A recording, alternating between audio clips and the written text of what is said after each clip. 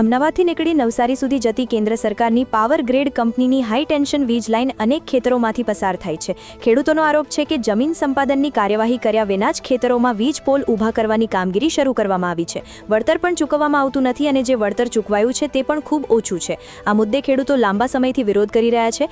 આજે આમોદ તાલુકાના ખેડૂતો દ્વારા ભરૂચ કલેક્ટરને રજૂઆત કરવા ટ્રેક્ટર રેલીનું આયોજન કરવામાં આવ્યું હતું, પરંતુ પોલીસે બંદોબસ્ત ગોઠવી રેલી રોકતા ખેડૂતો અને પોલીસ વચ્ચે બોલાચાલી પણ થઈ હતી। હવે સવાલ એ છે કે ખેડૂતોને ન્યાય અપાવવા માટે કોઈ નેતા આગળ આવશે ખરા?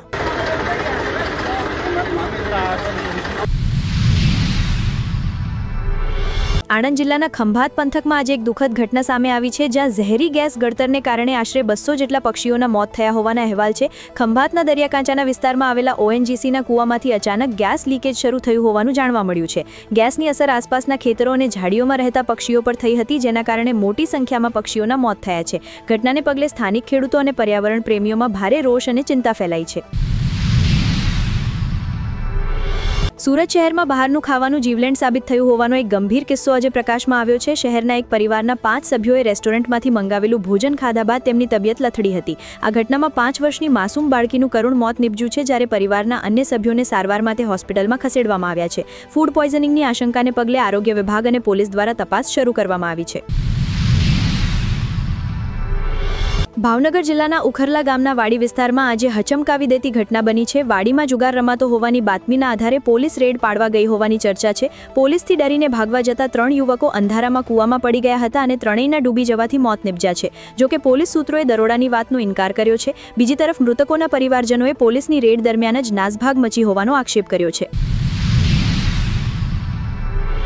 પાટનગર ગાંધીનગરમાં આજે વિદ્યા સહાયક ભરતીના ઉમેદવારોએ પોતાની માંગણીઓને લઈને ઉગ્ર વિરોધ પ્રદર્શન કર્યું હતું। ધોરણ 1 થી 5માં વિદ્યા સહાયકની ભરતી પ્રક્રિયામાં OBC સમાજ માટે 27% અનામતનો ચુસ્તપણે અમલ કરવામાં આવે તેવી માંગ સાથે મોટી સંખ્યામાં ઉમેદવારો વિદ્યા સમીક્ષા કેન્દ્ર ખાતે એકઠા થયા હતા। ઉમેદવારોનો આક્ષેપ છે કે રોસ્ટર પદ્ધતિના નામે અનામત વર્ગના ઉમેદવારો સાથે અન્યાય થઈ રહ્યો છે। વિરોધ કરી રહેલા યુવાનોએ સરકાર વિરુદ્ધ સૂત્રોચ્ચાર કરી તાત્કાલિક ન્યાયી નિરાકરણ લાવવાની માંગ કરી હતી। બનાસકાંઠા જિલ્લાના પાલનપુર નજીક આવેલા ચંડીસર હાઈવે પર આજે ગમખ્વાર અકસ્માત સર્જાયો હતો। પૂર ઝડપે જઈ રહેલી એક કારનું ટાયર અચાનક ફાટતા ચાલકે સ્ટીયરિંગ પરનો કાબુ ગુમાવ્યો હતો। કાર બેકાબુ બની રોડની બાજુના ખેતરમાં પલટી મારી ગઈ હતી। આ દરમિયાન ખેતરમાંથી રોડ તરફ આવી રહેલા 2 રાહદારીઓ કારની અડફેટે આવી ગયા હતા। આ દુર્ઘટનામાં એક વ્યક્તિનું ઘટના સ્થળે જ મોત નીપજ્યું હતું, જ્યારે અન્ય એક વ્યક્તિ ગંભીર રીતે ઈજાગ્રસ્ત થતા તેને 108 એમ્બ્યુલન્સ મારફતે હોસ્પિટલમાં ખસેડવામાં આવ્યો છે। સુરેન્દ્રનગરમાં સરકારી નોકરી અપાવવાની લાલચ આપી લાખો રૂપિયાની છેતરપિંડી કરનાર એક ભેજાબાજને પોલીસે આજે ઝડપી પાડ્યો છે।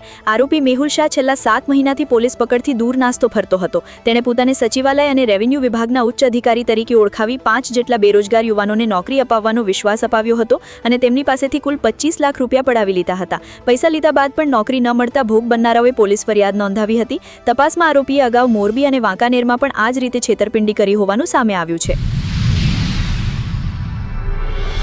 જૂનાગઢ શહેરમાં એક હૃદયદ્રાવક કિસ્સો સામે આવ્યો છે, જેમાં એક માતાએ પોતાની 6 વર્ષની દીકરી પર કથિત રીતે અત્યાચાર ગુજાર્યો હોવાનો આરોપ છે। નાની અમથી વાતમાં ગુસ્સે થયેલી માતાએ બાળકીને વાયર અને વેલણ વડે માર મારી હોવાની માહિતી સામે આવી છે। બાળકીના ગળા અને પીઠના ભાગે ગંભીર ઈજાના નિશાન જોવા મળ્યા હતા। માહિતી સામે આવતા સામાજિક કાર્યકરો અને પોલીસ હરકતમાં આવી હતી। બાળકીને સારવાર માટે હોસ્પિટલમાં લઈ જવામાં આવી છે અને પોલીસે બાળ સુરક્ષા કાયદા હેઠળ માતા સામે ગુનો નોંધી કાયદેસરની કાર્યવાહી કરી છે। દક્ષિણ ગુજરાતના નવસારી જિલ્લાના ગણદેવી તાલુકામાં આજે ધોળા દિવસે દીપડાના આટાફેરા જોવા મળતા ખેડૂતો અને ગ્રામજનોમાં ભયનો માહોલ ફેલાયો છે। શેરડીના ખેતરોમાં કામ કરતા મજૂરો અને ખેડૂતોએ દીપડાને જોતા જ નાસભાગ મચાવી હતી। અવારનવાર માનવ વસાહત નજીક દીપડા ગખાવાની ઘટનાઓને કારણે સ્થાનિક લોકો દિવસે પણ ખેતરે જતા ડરી રહ્યા છે। ગ્રામજનોએ વન વિભાગને તાત્કાલિક પાંજરું મૂકી દીપડાને પકડવા માટે રજૂઆત કરી છે। સાબરકાંઠા જિલ્લાના પ્રાંતિજ શહેરમાં આજે એક આધેડવરીના વ્યક્તિએ અગમ્ય કારણોસર આત્મહત્યા કરી લેતા ચકચાર મચી છે। પ્રાપ્ત માહિતી મુજબ વ્યક્તિએ ઝેરી દવા પીને અથવા ગળે ફાંસો ખાઈને જીવન ટૂંકાવવાનો પ્રયાસ કર્યો હતો। ગંભીર હાલતમાં તેમને સારવાર માટે હોસ્પિટલમાં ખસેડવામાં આવ્યા હતા, જોકે સારવાર દરમિયાન તેમનું મોત નીપજ્યું હતું। પોલીસને ઘટનાની જાણ થતાં મૃતદેહને પોસ્ટમોર્ટમ માટે મોકલી આપવામાં આવ્યો છે અને ઘટનાના ચોક્કસ કારણ અંગે તપાસ હાથ ધરવામાં આવી છે।